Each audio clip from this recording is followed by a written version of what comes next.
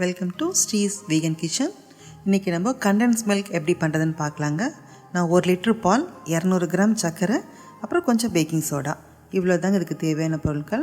பால் நல்லா இந்த மாதிரி அடி கனமான அகலமான பாத்திரத்தில் ஊற்றிக்கோங்க. அப்போ தான் கிளறதுக்கு கொஞ்சம் ஈஸியாக இருக்கும். பால் ஃபஸ்ட்டு ஒரு தடவை பொங்கிரட்டுங்க. அதுக்கப்புறம் சர்க்கரை ஆட் பண்ணிக்கலாம்.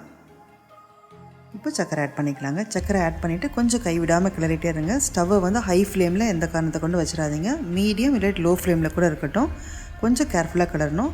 அதே போல் இதை அடுப்பில் வச்சுட்டு அந்த பக்கம் இந்த பக்கம் எங்கேயும் போயிட வேண்டாம். கொஞ்சம் கூடவே இருந்து பொறுமையாக செஞ்சோம்னா ரொம்ப நல்லா வந்துடும். இப்போ தீபாவளி சீசன் வந்துடுச்சு இல்லைங்களா?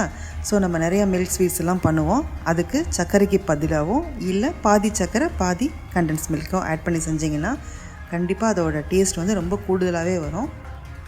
இப்போது பாதாம் ஹல்வா, கேரட் ஹல்வா, அப்புறம் கேக்கு, ஐஸ்கிரீம் எல்லாத்துக்குமே கண்டென்ஸ் மில்க், அதாவது எப்படின்னா எதுக்கெல்லாம் பாலும் சர்க்கரையும் ஆட் பண்ணி பண்ணுறோமோ அது அத்தனைக்கும் கண்டென்ஸ் மில்க் ஆட் பண்ணலாங்க. இதை நம்ம வீட்லேயே சுலபமாக செஞ்சுக்கலாம். செஞ்சு ஸ்டோர் பண்ணி வச்சுட்டோன்னா ஸ்வீட் செய்கிறப்போ டக்குன்னு எடுத்து ஆட் பண்ணிக்கலாம். அதே போல் பன்னீர் பட்டர் மசாலாலாம் செய்கிறப்போ நம்ம கொஞ்சம் சர்க்கரை ஆட் பண்ணுவோம் இல்லைங்களா? அதுக்கு சர்க்கரைக்கு பதிலாக கண்டென்ஸ் மில்க் ஆட் பண்ணி செஞ்சு பாருங்கள். இன்னுமே டேஸ்ட் எக்ஸலண்ட்டாக இருக்கும். இது கடையில் வாங்குறப்போ கண்டிப்பாக காஸ்ட்லியாக வரும். நம்ம வீட்டில் செஞ்சு வச்சுக்கிட்டோம்னா நமக்கு செலவும் மிச்சம், ரொம்ப நல்லாவும் இருக்கும், ஹைஜீனிக்காகவும் இருக்கும். ஸோ இந்த பால் கிட்டத்தட்ட 1/2 லிட்டராக குறையணுங்க. பாருங்கள், கிட்டத்தட்ட நல்லா 1/2 லிட்டராக குறைஞ்சிச்சு. இந்த க்ரீம் எல்லாம் இந்த ஓரத்தில் ஒட்டி இருக்கும் பாருங்கள்.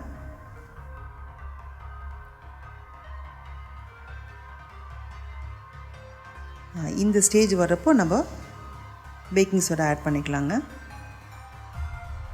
பேக்கிங் சோடா ஒரு 1/4 ஸ்பூன் போதுங்க. அதுக்கு மேலே போட்டுற வேண்டாம். இது போட்டோன்னே அப்படியே கொஞ்சம் நல்லா பொங்கி பொங்கி வரும். கைவிடாமல் ஒரு 3 நிமிஷமாவது அட்லீஸ்ட் கிளறிக்கிட்டே இருங்க. அப்படியே இந்த நுரை இருக்கும், ஆனால் ஒன்றும் பண்ணாது. ஆறுனதுக்கப்புறம் செட்டில் ஆயிரும். ஸோ இது சூடாக இருக்கப்போ எப்படி இருக்குன்னு உங்களுக்கு காமிக்கிறேன்.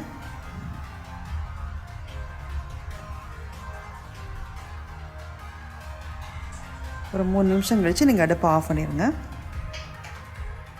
இப்போ பாருங்கள், இது நல்லா சூடாக இருக்கப்போ எப்படி இருக்குன்னு பாருங்கள். இந்த கன்சிஸ்டன்சி இப்படி இருக்கணும்.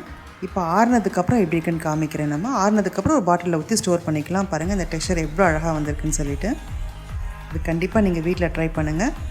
வீடியோ பிடிச்சிருந்தா லைக் பண்ணுங்கள், ஃப்ரெண்ட்ஸ் எல்லாருக்கும் ஷேர் பண்ணுங்கள். சேனல் மறக்காமல் சப்ஸ்கிரைப் பண்ணுங்கள். வீடியோ பார்த்த வியூவர்ஸ் அனைவருக்கும் நன்றி, வணக்கம்.